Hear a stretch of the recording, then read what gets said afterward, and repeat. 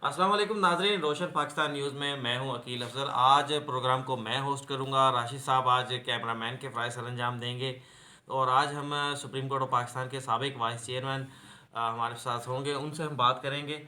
Sir ये बताइएगा कि अमजद शाह साहब कि ये बताइएगा कि जस्टिस काजी फ़ाइज़ ईसा के हवाले से सुप्रीम कोर्ट ने अपने फ़ैसले में तहरीरी ऑब्जर्वेशंस दी हैं कि उन्हें वज़ीर आज़म से मुतल्लिक ये मुकदमात नहीं सुनना चाहिए। तो आप ये बताइएगा कि इससे पहले कोई ऐसी मिसाल मौजूद है कि जिसमें सुप्रीम कोर्ट ने बाकायदा जज को रोक दिया गया हो कि वो आप एक मखसूस जो है केस उसको नहीं सुन सकते, एक मखसूस फरीक का केस नहीं सुन सकते, इस हवाले से बताइएगा।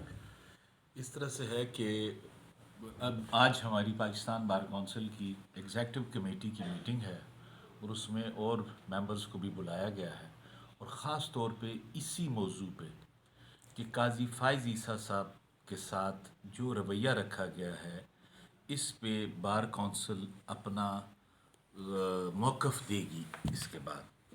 और इससे पहले हमारा हमेशा जो सो मोटो जब भी लिया गया, तो बार काउंसिल ने हमेशा उस पर एतराज़ किया कि आप सो मोटो जो केस लेते हैं इसमें इंसाफ कंप्रोमाइज़ होता है।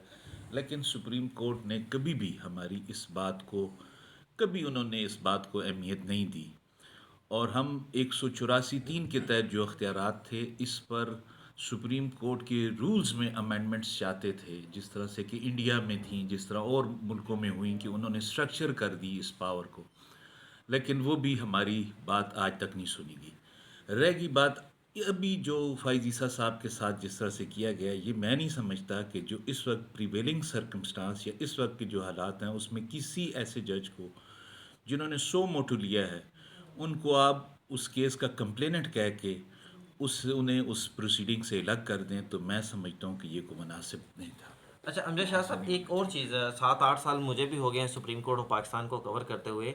अक्सर दौरान समाअत फ़रीक़ैन की जानिब से जजेस पर एतराज़ किया जाता है, किया जाता रहा है, ये मामूल की बात है, होता रहता है ये मामला।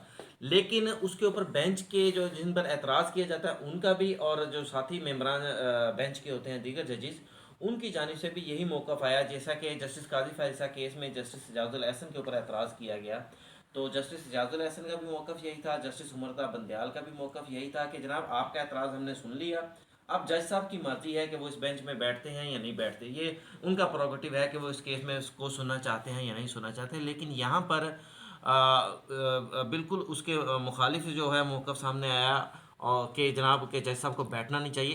इस पर आप क्या कहते हैं कि क्या बेंच को ऐसा फ़ैसला देना चाहिए था?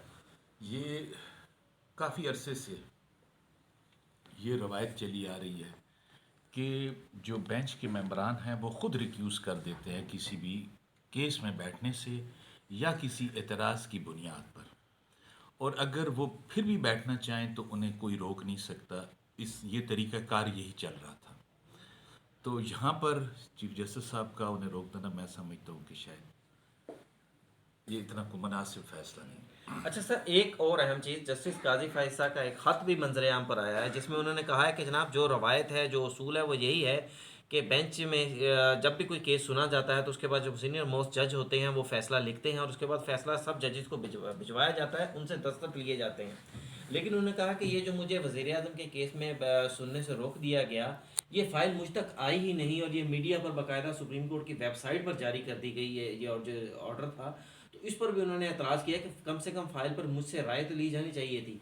उनका जो ये जो लेटर है, ये मौक़िफ़ है कि मुझे मेरा मौक़िफ़ लेना चाहिए था तहरीरी तौर के ऊपर, उसको आप किस तरह देखते हैं कि ये मौक़िफ़ उनका किस हद तक जायज़ है?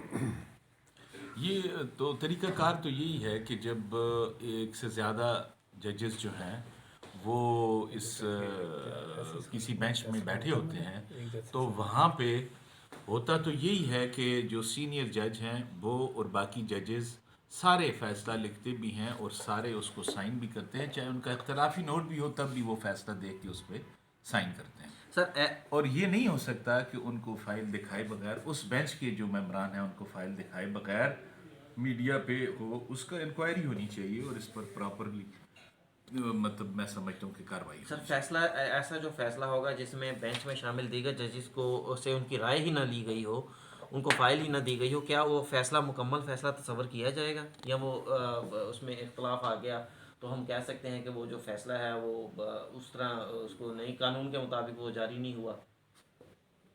اب اس پہ میں نے وہ دیکھا نہیں اس پہ کہ سائن کس کس نے کیا ہے، کس کے سائن ہے. اگر سائن نہیں ہے ججز کے پھر تو کسی ایک کا بھی اگر سائن نہیں ہے تو وہ فیصلہ پھر فیصلہ نہیں ہوگا، لیکن اگر سب کے سائن ہیں تو پھر سچویشن مختلف ہوگی.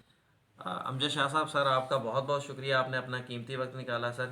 Thank you. آپ سے آئندہ بھی قانونی اور جو دیگر امور ہوں گے ان پر ہم آپ سے بات کرتے رہیں گے، تاکہ عوام تک جو ہے دیگر آئینی اور جو قانونی مسائل ہیں ان کا جو قانون کے مطابق جو بھی ایشوز ہیں وہ موقف آپ کا بھی، اور جو قانونی ایشوز ہیں وہ عوام تک پہنچتے رہیں. آج ہمارا جو آفیشیل بار پاکستان بار کونسل کی طرف سے وائس چیئرمین صاحب 1 بجے کے قریب اپنا موقف دیں گے، جو پوری پاکستان بار کونسل کا موقف ہوگا، بلکہ پوری وکلا فٹرنیٹی جو ہے ان ساروں کا یہ جو موقف ہے وہ آج 1 بجے میڈیا کو دیں گے. سر شکریہ سر آپ کا بہت بہت تھینک سر. یو، بہت شکریہ. جی، اس کے ساتھ ہی مجھے اور امجد شاہ صاحب کو اجازت دیجیے. روشن پاکستان سے اللہ حافظ.